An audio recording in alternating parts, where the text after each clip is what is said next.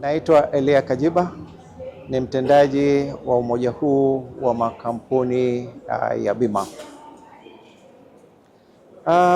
Nipo katika ukumbi huu kushuhudia uzinduzi wa filamu inayoitwa Koti Jeupe. Ni filamu inayojaribu kuiambia jamii umuhimu wa bima za maisha.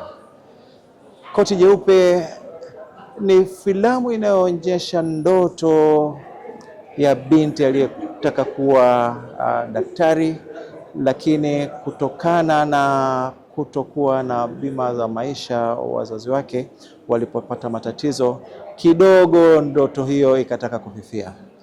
Tunashukuru kwamba tuko hapa, tunauona uzinduzi wake.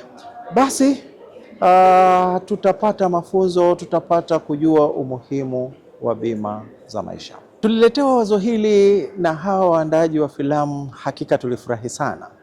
Unajua, katika uhalisia tumegundua binadamu wanapenda sana mali.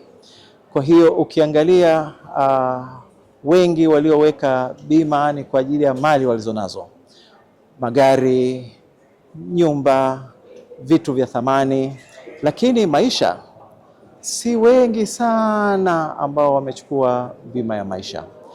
Ni wakati muafaka sasa kujua kwamba kuna kesho kutwa.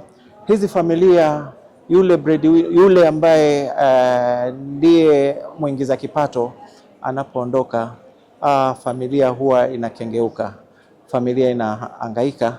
Tunadhani filamu hii inaweza kufanya mageuzi kwa jamii, pia kuweka bima za maisha.